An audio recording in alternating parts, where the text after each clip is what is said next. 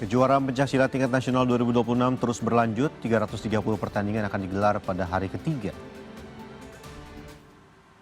Setelah babak penyisihan selesai di hari pertama dan kedua, kejuaraan pencaksilat memasuki babak semifinal dan final.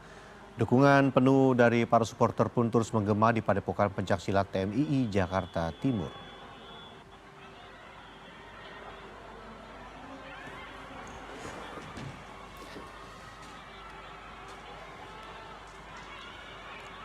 Dan untuk mengetahui jalannya kejuaraan pencaksilat tingkat nasional 2026, kita tergabung dengan produser lapangan Gita Miningrum di Padepokan Pencaksilat Taman Mini Indonesia Indah Jakarta.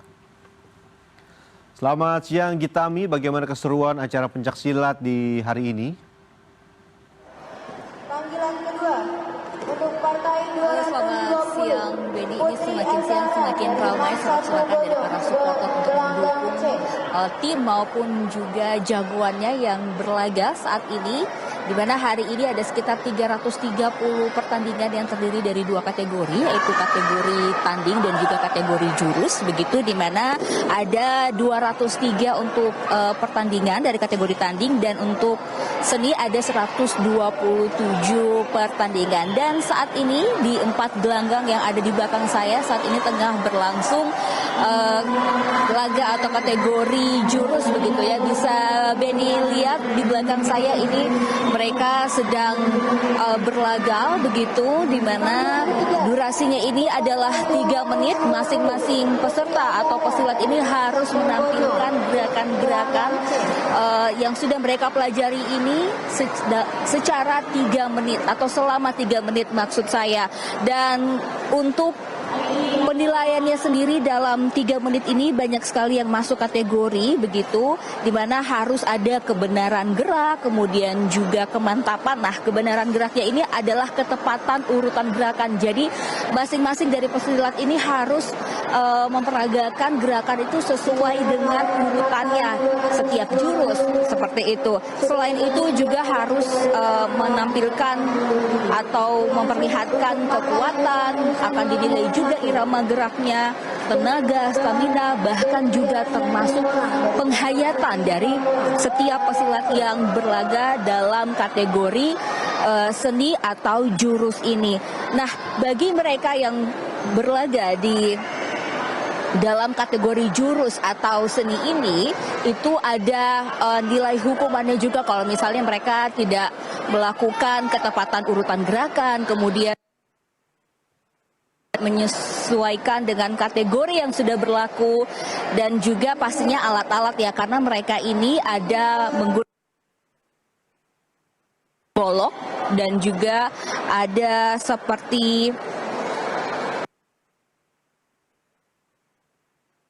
tongkat, begitu, atau biasa disebut toya, dan ini pun juga ukurannya itu disesuaikan dengan masing-masing kategori. Jadi semuanya ini sudah terukur dan mereka harus tampil maksimal.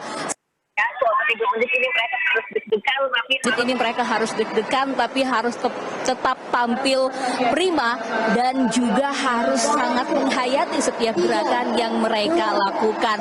Nah, nanti setelah ini juga pastinya akan ada pertandingan yang lainnya. Kembali lagi akan ada pertandingan kategori tanding, di mana masing-masing dari mereka ini akan menampilkan teknik-teknik yang sudah mereka pelajari selama ini dan beradu teknik dengan lawannya. Nah, tadi juga ada beberapa atlet yang berlaga, kemudian juga mereka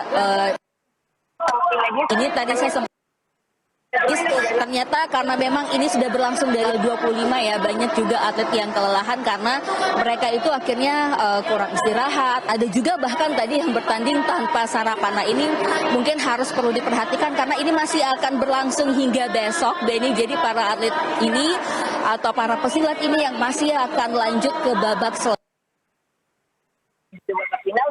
setengah dan juga babak final. Besok masih ada babak final juga, jadi mereka masih harus bertanding besok. Nah, ini harus betul-betul mempersiapkan stamina mereka agar bisa tampil secara maksimal dan pastinya bisa keluar sebagai juara. Kembali ke Anda, Benny.